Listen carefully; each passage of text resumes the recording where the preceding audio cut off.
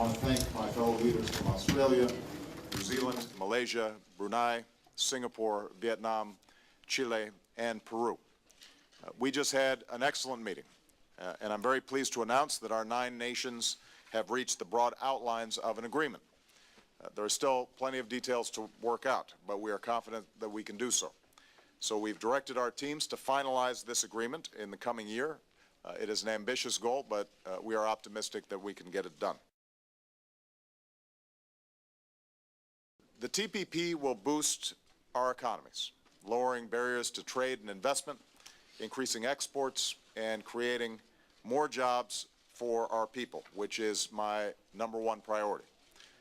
Along with our trade agreements with South Korea, Panama, and Colombia, the TPP will also help achieve my goal of doubling U.S. exports, which support millions of American jobs.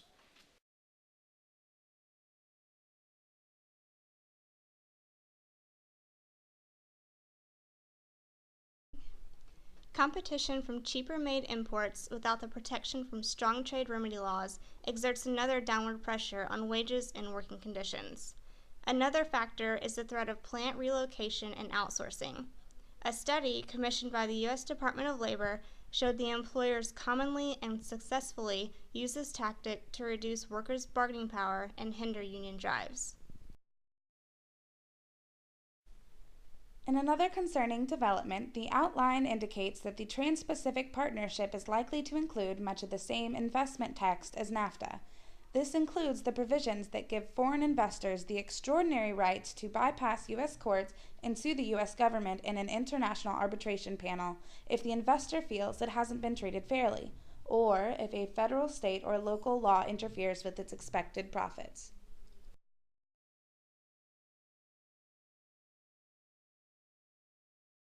In a larger sense, the TPP has the potential to be a model, not only for the Asia-Pacific, but for future trade agreements.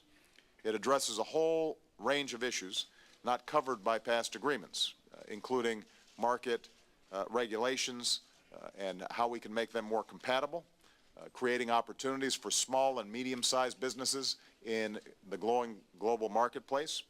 It will include high standards to protect workers' rights and the environment. According to the Office of U.S. Trade Representative, Asia accounts for 27% of total U.S. jobs from exports. Expanding exports to the Asia-Pacific region can contribute significantly to further job growth and economic recovery for working families. International trade supports millions of American jobs. 1 in 3 manufacturing jobs depends on exports, and 1 in 3 acres on American farms is planted for hungry consumers overseas. More than 95% of the world's consumers live outside our borders, and their demand for American goods and services is growing every day. It is President Obama's great opportunity to fulfill his commitment to craft trade policies that make sense for American workers and not just for multinational corporations.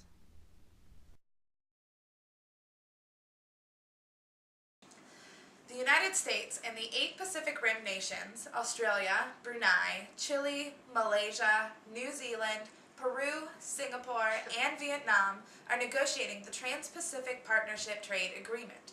This trade agreement presents the Obama administration with an opportunity to reform U.S. trade policy so that it helps United States businesses export goods rather than outsourcing jobs. Obama and his team have an opportunity to deliver a new trade model for the 21st century that creates jobs, protects the environment, and ensures safe imports. We live in a global economy.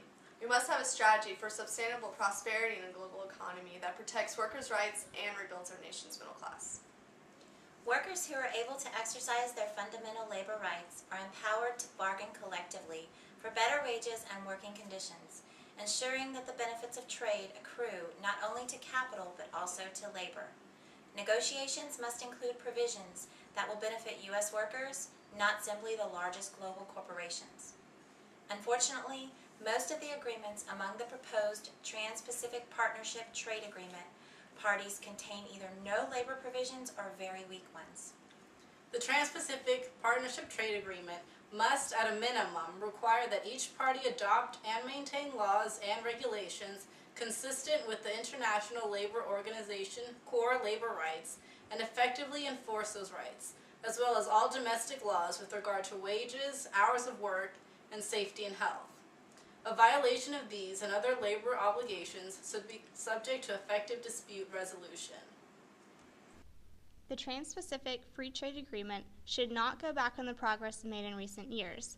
That is why the AFL-CIO has been fighting hard for a strong labor chapter that ensures that workers in every Trans-Pacific Free Trade Agreement country can exercise basic rights, including free association and collective bargaining. While the President has voiced his strong support for labor rights, it is not yet clear that other Trans-Pacific Free Trade Agreement countries do. Here are some ways you can help ensure that this agreement does not fail like past free trade agreements have. Turn the tide. Demand a fair deal and jobs is an action step worth taking to ensure this agreement follows through. According to Trade Watch Field Team, in order to maintain a positive path, the Trans-Pacific Partnership Trade Agreement must, at a minimum, guarantee any provisions that affect the democracy, jobs, health, human rights, and the environment.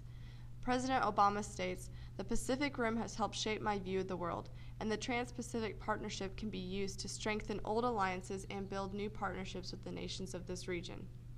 To ensure all provisions are included, take action and voice your opinion before another unfair trade deal expands corporate power. Keep the Trans-Pacific Partnership in the hands of the workers and visit tradewatch.org or contact Public Citizens Global Trade Watch Field Team at gtwinfo@citizen.org or call at 202-454-5140. So, again, I'm confident that we can get this done. Together we can boost exports, create more goods available for our consumers, create good jobs, and compete and win in the markets of the future. Ladies and gentlemen, thank you very much for your outstanding work. Thank you.